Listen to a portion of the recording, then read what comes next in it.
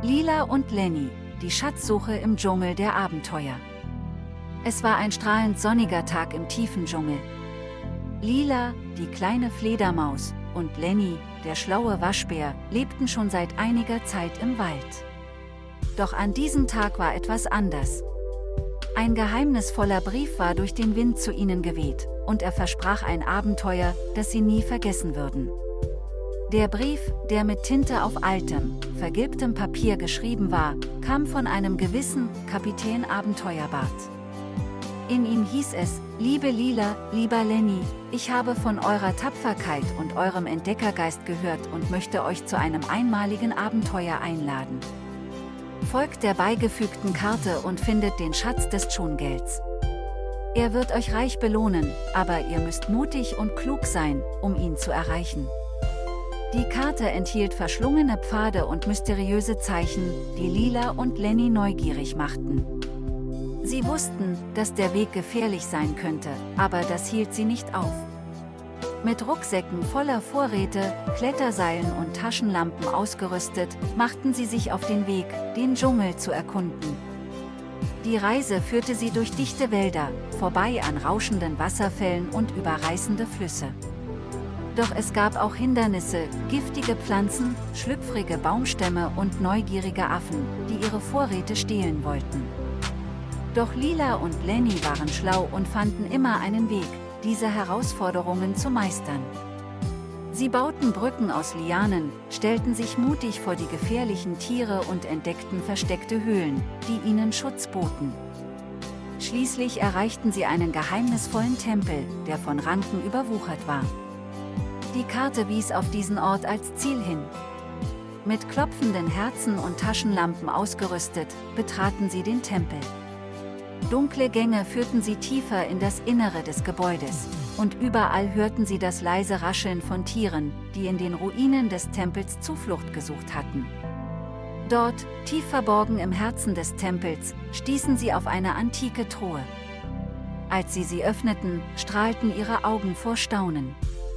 Der Truhe entstiegen glitzernde Edelsteine, funkelnde Schätze und antike Artefakte. Doch das war nicht alles. Neben den Reichtümern fanden sie ein altes Buch mit verblassten Seiten. Das Buch enthielt Geschichten von längst vergessenen Abenteurern und ihren Erlebnissen im Dschungel. Es sprach von Freundschaft, Mut und dem Wunsch, die Welt zu erkunden. Lila und Lenny erkannten, dass dies der eigentliche Schatz war, die Geschichten und die Erinnerungen, die sie von ihrer Reise mitnehmen würden. Mit ihren Taschen voller Schätze und Herzen voller Abenteuerlust kehrten Lila und Lenny in den Wald zurück. Sie wussten, dass sie nicht nur Reichtümer gefunden hatten, sondern auch die wahre Bedeutung von Abenteuer und Freundschaft.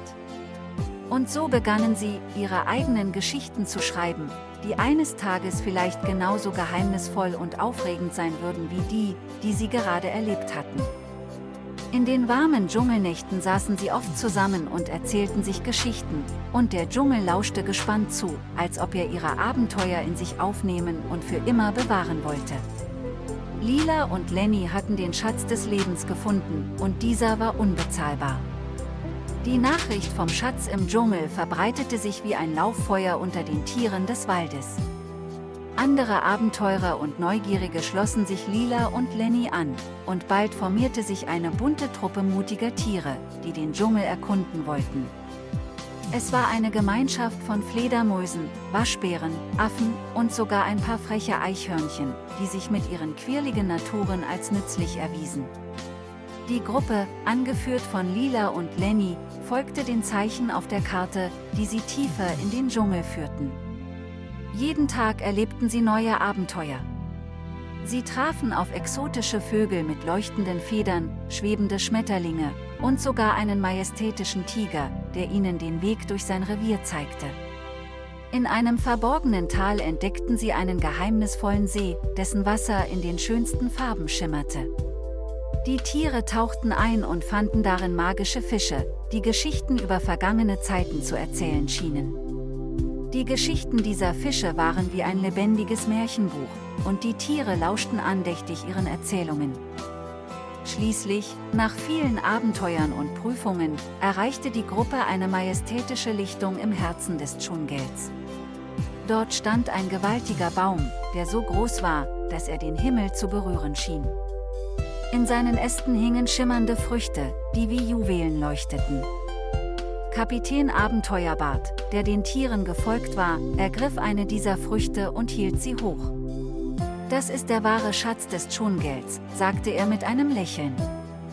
Nicht die materiellen Reichtümer, sondern die Abenteuer, die Freundschaften, die Geschichten und die Wunder, die wir auf unserer Reise erlebt haben. Die Tiere stimmten ihm zu und feierten ihr gemeinsames Abenteuer, indem sie von den leuchtenden Früchten kosteten.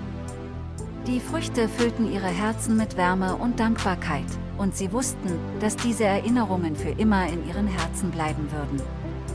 Mit ihren Herzen und Taschen voller Schätze, sowohl materieller als auch immaterieller, kehrten Lila, Lenny und ihre Freunde in den Wald zurück. Sie hatten den wahren Reichtum des Dschungels gefunden, die Schätze des Lebens, die in den Abenteuern, den Geschichten und den Freundschaften steckten. Die Tage vergingen, und der Dschungel blieb ein Ort voller Überraschungen und Abenteuer. Lila und Lenny verbrachten ihre Zeit damit, neue Freundschaften zu schließen und die Geschichten der Tiere zu hören, die sie trafen. Jeder Tag war eine Entdeckungsreise, und sie waren dankbar für die Vielfalt des Lebens im Dschungel. Eines Tages, als Lila und Lenny am Ufer eines ruhigen Flusses saßen und die Vögel beobachteten, die über ihren Köpfen flogen, bemerkten sie etwas Ungewöhnliches. Ein kleines, schimmerndes Wesen schwebte über dem Wasser. Es hatte einen glänzenden Körper, der das Sonnenlicht reflektierte, und es schien von einer geheimnisvollen Aura umgeben zu sein. Lila und Lenny tauschten Blicke aus und folgten dem schimmernden Wesen, das sie zu einem verborgenen Wasserfall führte. Dort, hinter dem schäumenden Wasser, entdeckten sie eine Höhle. Das schimmernde Wesen, das sich als Wassergast namens Aquara vorstellte, lud sie ein, der Höhle zu folgen. In der Höhle erlebten Lila und Lenny eine erstaunliche Überraschung. Die Wände der Höhle waren mit leuchtenden Kristallen bedeckt, die den Raum in ein funkelndes Licht tauchten. In der Mitte der Höhle befand sich ein riesiger Kristall, der wie ein Herz pulsierte. Aquara erklärte, dass dies die Herz des Wassers war, eine Quelle magischer Energie, die den Fluss und den Dschungel am Leben hielt. Aquara enthüllte, dass das Herz des Wassers in Gefahr war. Irgendjemand oder irgendetwas hatte begonnen, die Kristalle zu stehlen und die magische Energie zu schwächen. Das gefährdete nicht nur die Wasserwelt, sondern den gesamten Dschungel. Lila, Lenny und Aquara beschlossen, gemeinsam herauszufinden, wer hinter den Diebstählen steckte und das Herz des Wassers zu schützen. Sie begaben sich auf eine neue abenteuerliche Reise, die sie in die tiefsten Geheimnisse des Dschungels führte. Unterwegs trafen sie auf alte Freunde, die sich ihnen anschlossen, und neue Gefährten, die ihre Mission unterstützten. Die Reise war gefährlich und voller Herausforderungen, aber Lila und Lenny waren entschlossen, das Herz des Wassers zu retten. Sie enthüllten eine Verschwörung, die bis in die Tiefen des Dschungels reichte, und kämpften gegen dunkle Mächte, die die Magie des Dschungels missbrauchten. Am Ende triumphierten die Freunde und kehrten das gestohlene Gut zurück.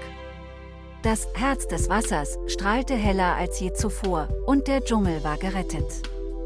Aquara und die anderen Wasserwesen waren dankbar für die Hilfe von Lila und Lenny und versprachen, den Dschungel immer zu schützen. In den Wochen nach ihrer Rückkehr aus dem Abenteuer im Dschungel hatten Lila und Lenny eine Fülle von Geschichten zu erzählen. Die anderen Tiere im Wald versammelten sich oft um sie, um von ihren Abenteuern zu hören. Und so wurde ihr Baumhaus zu einem Ort des Geschichtenerzählens und des Staunens. Eines Nachts, als der Mond hell am Himmel stand und die Sterne funkelten, hörten Lila und Lenny ein leises, geheimnisvolles Lied. Es klang, als käme es aus der Ferne, und doch schien es gleichzeitig so nah zu sein. Das Lied war voller Zauber und Magie, und es zog sie förmlich an. Die beiden Freunde folgten dem Gesang und gelangten zu einem glitzernden Teich, der von leuchtenden Pflanzen umgeben war. Dort trafen sie auf eine Gruppe von Glühwürmchen, die ein erstaunliches Spektakel inszenierten. Ihre Körper leuchteten im Takt der Musik, die sie sangen. Es war, als ob der ganze Wald zum Leben erwachte. Lila und Lenny wurden von den Glühwürmchen eingeladen, sich ihnen anzuschließen. Sie tanzten und sangen gemeinsam bis tief in die Nacht hinein. Es war ein Fest der Freude und des Glücks, und die beiden Freunde fühlten sich, als würden sie in eine andere Welt eintauchen. Als der Morgen anbrach und die Glühwürmchen ihre Lichter langsam erlöschten, wussten Lila und Lenny, dass sie ein weiteres wunderbares Abenteuer erlebt hatten. Sie kehrten zurück zu ihrem Baumhaus, um zu schlafen, aber ihre Herzen waren voller Dankbarkeit für all die Magie, die der Dschungel ihnen geschenkt hatte. In den folgenden Wochen führte Lila und Lenny ihre Neugierde immer tiefer in den Dschungel.